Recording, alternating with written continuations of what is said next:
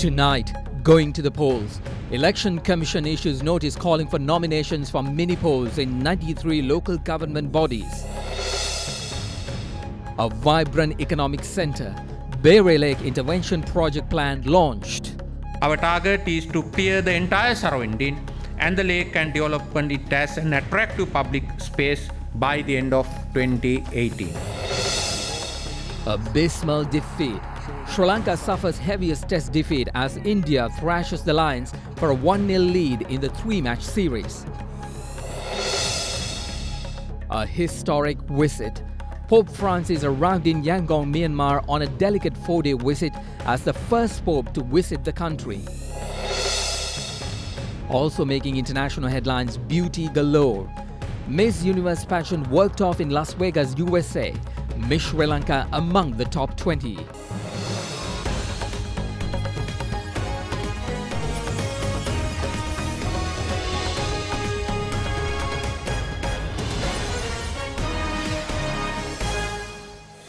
Good evening to all of you joining us across Sri Lanka and around the world. I'm Mahesh Johnny. Let's begin tonight's coverage with the latest on a state visit from the President.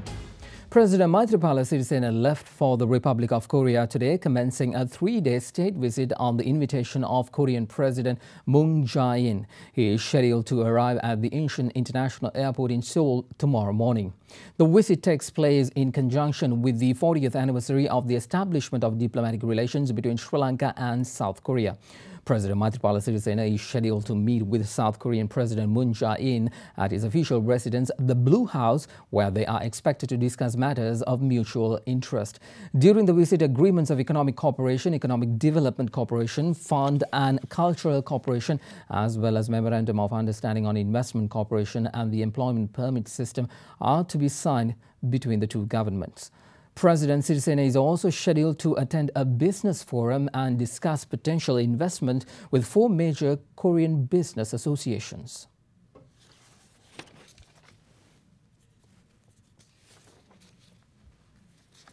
Well, in our lead story tonight, the Election Commission issued notice calling for nominations for elections in 93 local government bodies that do not have any legal issues. Nominations for these local government bodies will therefore be accepted from the 11th of December. Meanwhile, the Attorney General filed a motion before the Court of Appeal requesting to consider its decision to nullify the delimitation gazette until the 4th of December. The Attorney General also requested that the case to be recalled on the 30th of this month.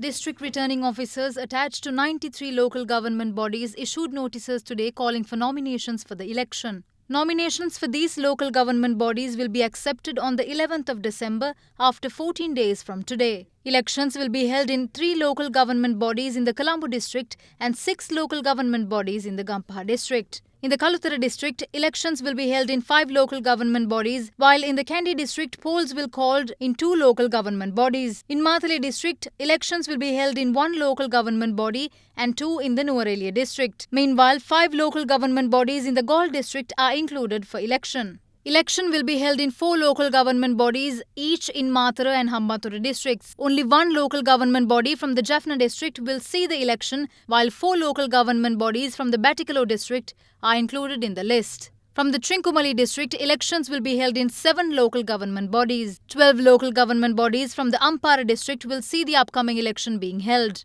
Meanwhile, elections will be held in 1 local government body, each from the Kurunegala, Puttalam and Anuradhapura districts. 4 local government bodies will have elections in the Polonnaruwa district. 11 local government bodies from the Badula district will see the upcoming election in their areas. 4 local government bodies from the Monaragala district are also included in the list. 8 local government bodies from the Ratnapura district and 7 local government bodies from the Kegalle district will also have elections. Nominations will be accepted between December 11th and midday December 14th. As per the Local Government Election Act, polls must then be held 5 weeks later from the last date of nomination calling and before the lapse of 7 weeks. Meanwhile, Chairman of Election Commission as well as the Attorney General participated in the party leaders' meeting today. Several decisions were made during the meeting to expedite the election to be held in local government bodies that are facing legal issues. Accordingly, they have decided to present a motion to the Court of Appeal which issued the restraining order pertaining to the delimitation gazette, or to look into the possibility of withdrawing the petition or the possibility of holding the election in those areas within the parameters of the 2015 delimitation gazette. Meanwhile, Sri Lanka Podujana Peramuna made deposits for the local government election today for Kalutara, Galle and Gampaha district. People are curious as to whether we will join the SLFP. We will not even think about it until the SLFP is with the UNP. All the parties included in the joint opposition are thinking of contesting in the upcoming election together.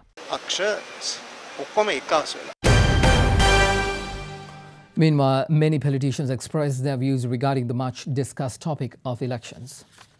My personal opinion is that we should continue our journey as we did previously. I respect that opinion, and if they disregarded it, then I should think about my political career twice. That is mine as well as the country's stance. We cannot continue politics beyond the public's will. There are high-level meetings taking place right now. I'm also included in that group. As per my knowledge, we have made certain requests regarding the letter we received. We believe it will end there. The President has clearly stated that he will not unite with Mahinda. Just because it is being published in the newspapers or talked during media briefings, it will never happen. Since the President knows the repercussions of getting together with the joint opposition, the Prime Minister and the members of the Parliament believes the President, and nobody should have any doubts about that. We are ready to present the nominations at any given time, hence we paid the amount. If they break away from the SLFP, they can stand in the anti-government line. When they are with the UNP, they cannot be on the anti-government stance. SLFP members of the entire country requested us to contest the election in a united front, so we considered that request and held a meeting. We don't need to give the advantage to some other by dividing this party. We understand the importance of contesting together, so the meeting was held. We are governing with the UNP not because we want to contest together with them. We will anyway contest against the UNP in 2020. We should not have a problem on strengthening the SLFP. Prime Minister Ranil Wickremesinghe says the United National Party must reaffirm its power and work towards remaining in government until 2025 in order to continue development work. He made this remark at the UNP membership drive in Nawalpitiya last evening. Foundation stone for the Nawalpitiya Institute of Advanced Technological Education was laid at the event. We were able to gain power in 2015 and now we have to claim power of the villagers. We need to collect funds for our economy to develop in the years to come, but this will take some time. This means we have to win the 2020 elections so we can be in power till 2025 and continue the development work. We should also solve various issues in our country. We are doing all of this without winning Pradeshya Sabhas and provincial councils. Imagine what we could do if we had the Pradeshya Sabhas. We could even provide more employment.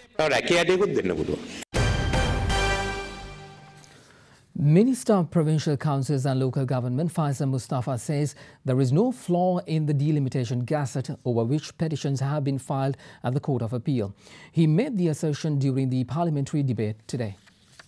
As you know, I am facing major criticism on the basis that I wasn't in Sri Lanka during the last few days. Will permit me to answer the question because it came up on Friday and I asked time to answer it today. It is with regard to the election, no? No, it is regarding to my visit to Malta, saying that I didn't inform that we can take tomorrow. This is not an urgent issue. You should have come in the morning and told me in the morning, no? I have written and informed that I am answering the question. It has not come to the secretary, but it's not ethical for me to go back again. I don't want to change the system. Please, I have given a ruling, I can't do that now. We have to clarify why we are out of the country. Yeah, so you can do that tomorrow. Evidently, the issue is that this case has been filed against you by the close associates of SLFP ministers. They put up this legal muddle when we were preparing for the election. This is an instance where the judicial system was used for a crooked political motive. He continuously referred to a gazette which was published by me, that there is no flaw in that gazette. And also that gazette today is before a court of law and nobody can make judgment about the gazette. The field is ready for elections. When it was ready, confusion was stirred over an issue in a 9-month-old gazette. The chairman of the Election Commission says 133 local government bodies don't face legal issues. Elections can be held in 93 of them. 40 have typographical errors. It has been there since 21st of August 2015. Shouldn't those have been corrected? Those should have happened by the 1st of November. Those errors are found only after the 1st of November. In other local story tonight, the Ministry of Megapolis and Western Development today launched the development plan for the Bay Lake Intervention Area, which envisages the country's premier business district to be built around the vicinity. Now, speaking at the event in Colombo today, Megapolis and Western Development Minister Patali Champika Ranavaka said requests for proposals have been called from investors to develop the project. Now, as part of the project, the government plans to release nearly 50 acres of state-owned land in the near future for investments. The Bay Lake Intervention Area Development Plans represents a vital element of the $321 million Metro Colombo Urban Development Project, which is jointly financed by the International Bank for Reconstruction and Development of the World Bank Group and the Government of Sri Lanka. From 1990s onwards, authorities began to see the importance of this water body in the city from several perspectives. It was identified as an important resource in augmenting the drainage network that is essential to sustain the upcoming large-scale developments in the city. It was also seen as a vital resource in improving the environmental quality in order to assure livable, hygienic and attractive atmosphere in Colombo. And thirdly, it was also viewed as a possible mode of transportation to mitigate increase in traffic congestions in the core area of the city. The Bay Lake Intervention Project encompasses the development of a land area of 152 acres around the Bay Lake as part of the Megapolis initiative with mixed development projects and hotels in the pipeline. While 95 acres will belong to state institutions such as the Ports Authority, Urban Development Authority and the railways, the rest will belong to the private institutions. We will construct the main transport centre opposite the DR Vijayabardhan Mahatha, and as the first step, we have called investors to give their proposals. We are also hoping to start its second phase in the next year. By 2023, the main transport centre will be constructed, combining a light rail system and the expressway network. The main business district will be built around the Bay Lake, linking the port city. Before the end of this year, people who live along Walkshaw Street will be relocated. They are voluntarily vacating the area, and it is indeed a victory for us. The government granted $1,300 million.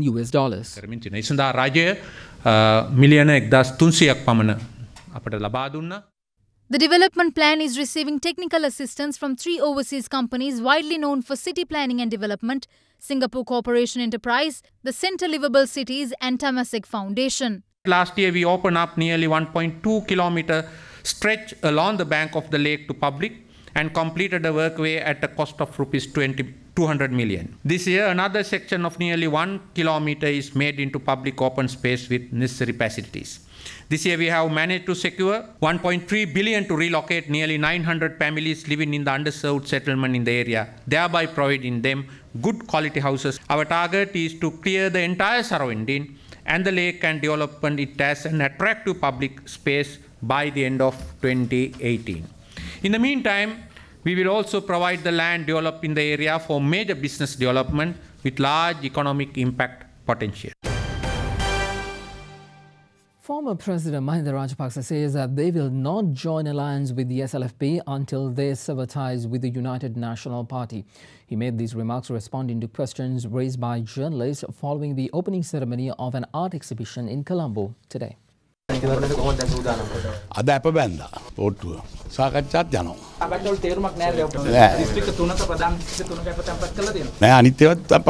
We will place deposits for other local government bodies as well. We believe that state properties must be protected until they break links with the UNP.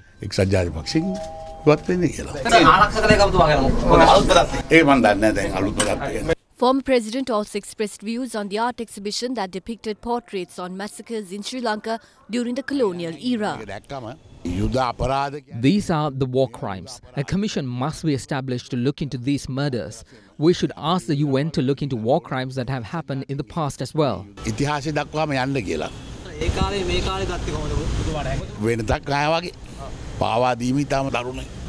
Meanwhile, views were expressed in the political arena about reports which state that former Defence Secretary Gotabaya Rajapaksa is to be arrested. You all saw how much did the former Defence Secretary Gotabaya Rajapaksa did for this country. This country will be perished if that happens. The whole society accepts that Gotabaya is a trustworthy person who works correctly. We won't let this unreasonable arrest to take place. If people have done anything wrong, then legal action must be taken against them. The former Defence Secretary collected so much money from the Api Venuwan Api Foundation. He himself said that it has collected 4,500 million rupees from the campaign, but nothing was given to the war heroes. Only about 250 houses were built, each being not even 1 million rupees. What happened to the rest of the money? No one has conducted an investigation into the matter. Even our government is weak in this regard. Some don't even have the courage for it.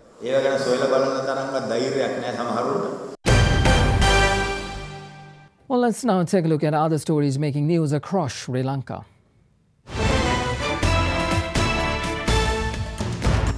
The main suspect involved in the double murder in Derana was apprehended by police early this morning. The 27-year-old suspect was hiding at a private estate in Derana. He was arrested on charges of murdering a man and woman in Maliboda on the 25th of this month. Puttalam police arrested 22 persons who attempted to travel to Australia by boat illegally.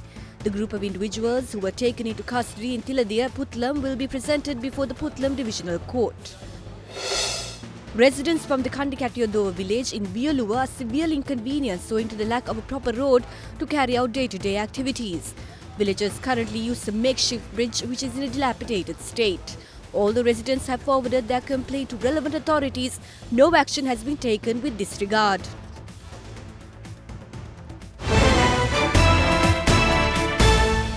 You are watching Sri Lanka's #1 news channel, Derana 24/7.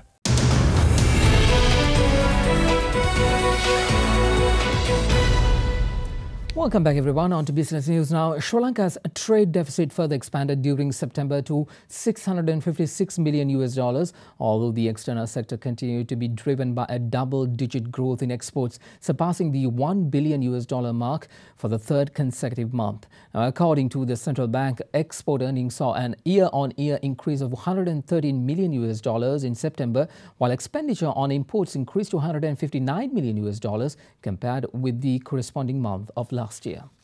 According to the central bank, the deficit in the trade balance widened in September 2017 owing to additional import expenditure incurred due to prevalent drought conditions in the country. CBSL added that earnings from exports continued its increasing trend, jumping 12.6% in September, mainly led by higher earnings from textiles and garments as a result of improved garment exports to both the USA and EU markets.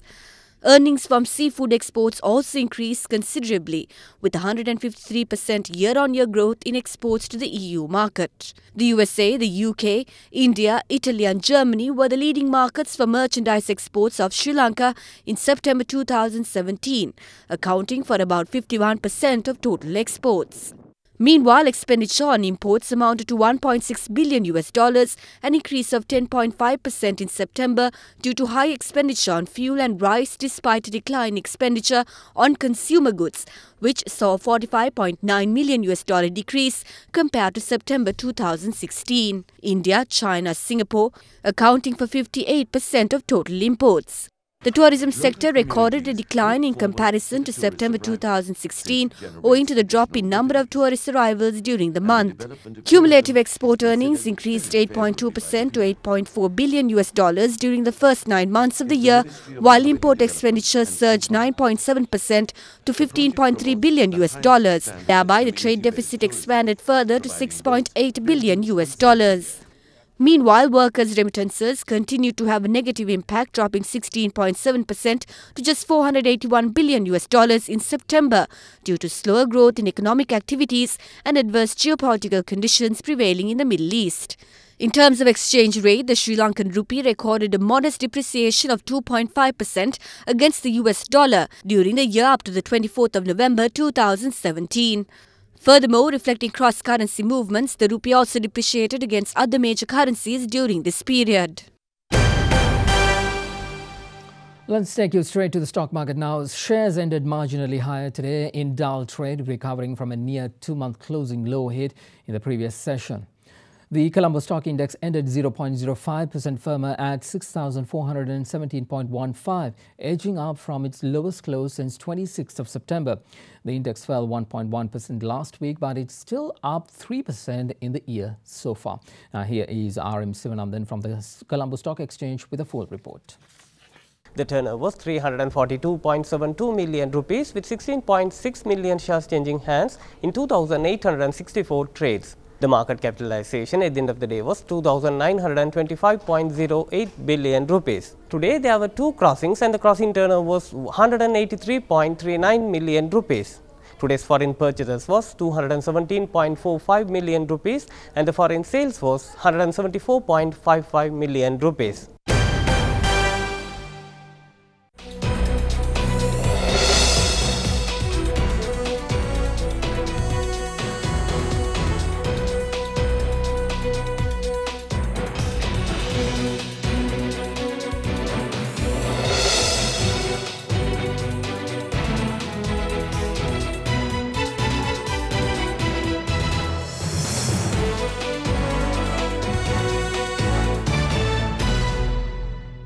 You are watching Sri Lanka's premier news channel, Other Derana 24/7.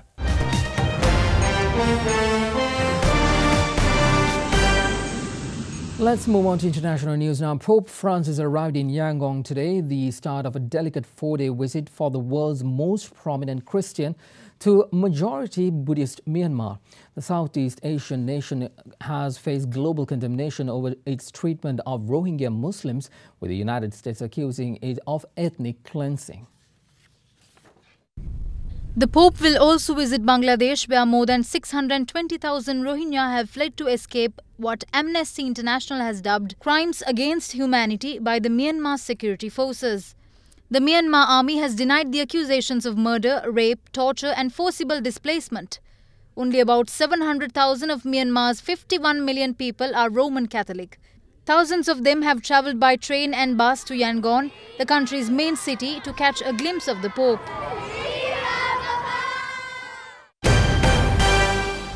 Well, thousands of tourists are stranded in the island of Bali after its airport was shut down as officials face the possibility of a major eruption from the volcano Mount Agung. The Indonesian National Board for Disaster Management has raised the alert to 4, the highest level. Authorities say dark smoke and ash have been billowing up to 3.4 kilometers above Mount Agung's summit, while volcanic mud flows have also been seen near the mountain.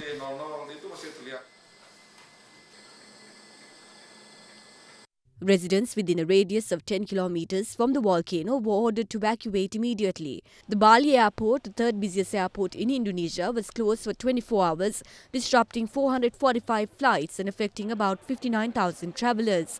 Speaking to Other Derana, the Embassy of Sri Lanka in Jakarta assured that Sri Lankan residents and tourists in Bali have no reason to panic. Embassy of Sri Lanka Jakarta have established emergency contacts in the embassy as well as in the Sri Lanka Honorary Consulate in Bali. We want to say to the families of the Sri Lankan residents in Bali or the tourists who came there to Bali, do not have to worry about.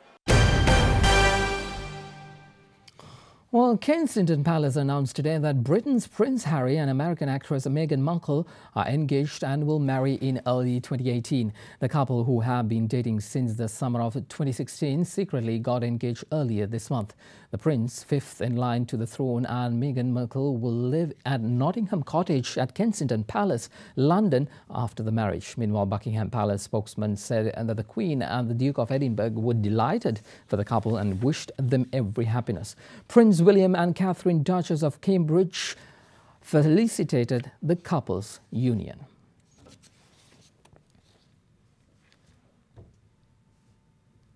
Well, with that, let's take a look at some other stories making news across the world.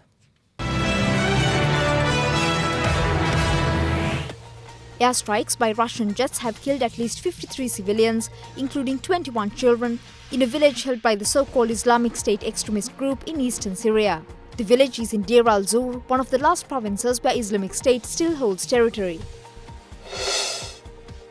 The US Democratic Congressman John Conyers stepped down as ranking Democrat on the House Judiciary Committee yesterday amid sexual harassment allegations against him. 88-year-old Conyers is to recuse himself from the committee while it conducts an ethics investigation into the allegations which involve a former member of his staff. John Conyers again denied the accusations but said he was stepping down to clear his name. A bus carrying 45 passengers overturned in southern Chile yesterday, leaving at least 11 people dead and 20 injured. Authorities said that while the cause of the accident is under investigation, they believe speed may have been a factor.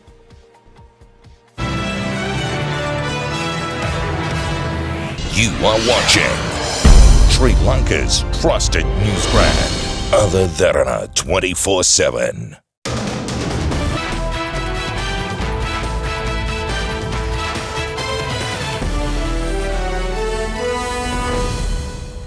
Welcome back everyone. Not good news to report to you on cricket. India won the second test match against Sri Lanka by an innings and 239 runs, handing Sri Lanka the worst defeat ever in test history.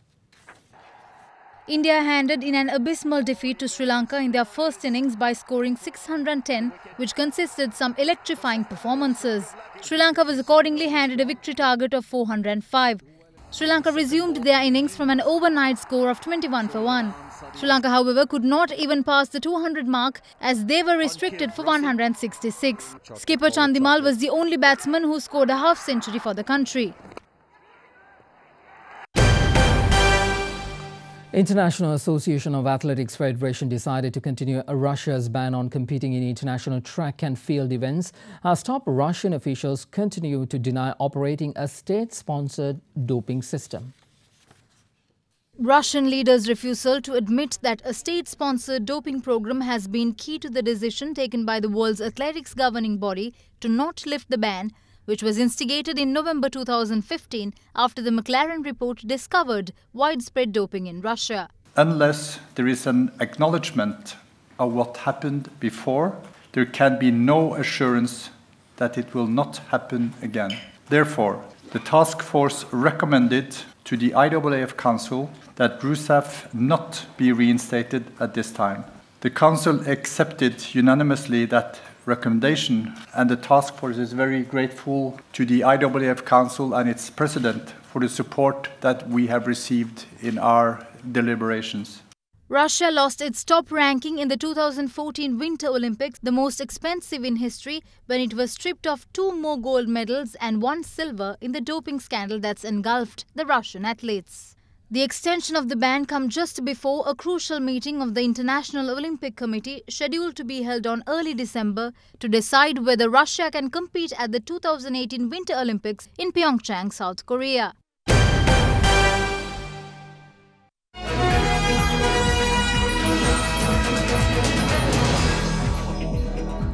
A bit of entertainment news tonight. Miss Universe 2017 was crowned last night in a glamorous pageant worked off in Las Vegas, USA.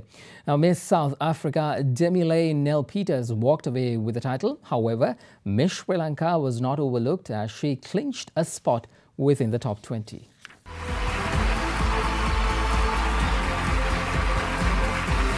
92 women from across the globe competed in the 66th Miss Universe pageant, whose grand finale was worked off in Las Vegas, US.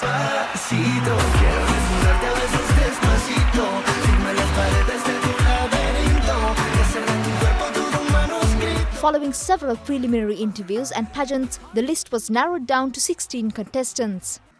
Miss Sri Lanka, Christina Pires, also claimed a spot in the top 16. She is the first Sri Lankan to make it thus far in the pageant since Maureen Hingert, who was adjudged second runner-up in 1955. I'm fantastic! Yes, me too. I understand that you have 8 cats. What are their names? Wow, okay, so there's Coco, there's Nameless, there's Bullet, there's Toothless, there's Mama Kitty, and there's Kiki. You have a cat named Toothless? Yeah. He has no teeth? I know he looks like the dragon from How to Train a Dragon. You have no idea who that is. Thank you very much. Congratulations, Sri Lanka.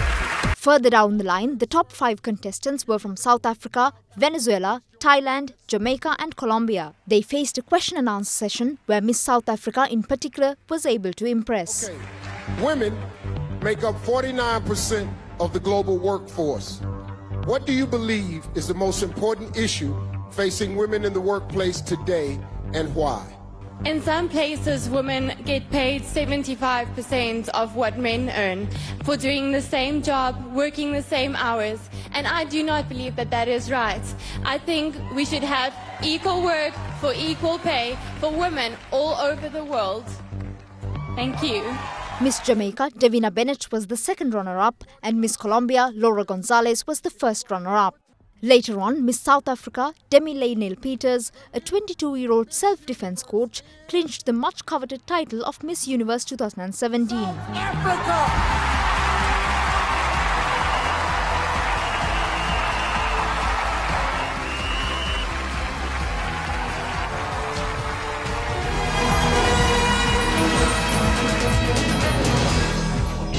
You are watching Sri Lanka's award-winning news channel, Other Derana 24/7. Well, here is Sadhanu Pekka at the Other Derana Weather Centre with your forecast first evening edition.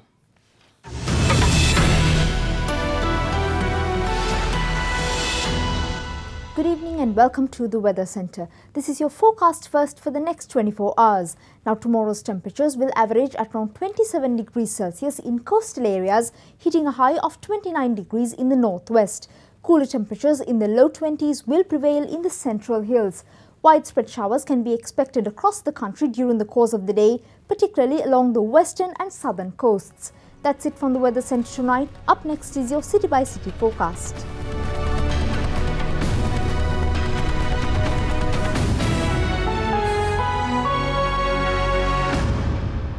And that is a part of your world tonight right here on Other Derana 24/7. I'm Mahesh Johnny. First at 9 will return tomorrow at the same time. Be sure to rejoin us then. Well, when you have the time, make sure you connect with us as well on Facebook. That is at facebook.com/first@9 or on Twitter at twitter.com/first@9. And before we wrap things up for tonight, we'd like to take you to a show of drums and bagpipes recently presented by the Dollar Academy Pipers at the British High Commission in Colombo. Thank you very much for joining us. Have a good night.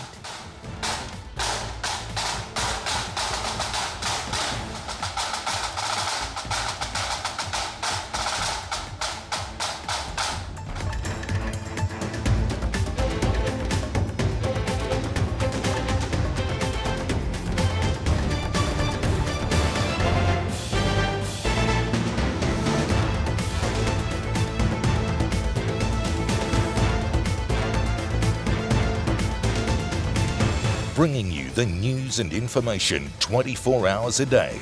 This is Sri Lanka's premier news channel, Other Derana 24/7.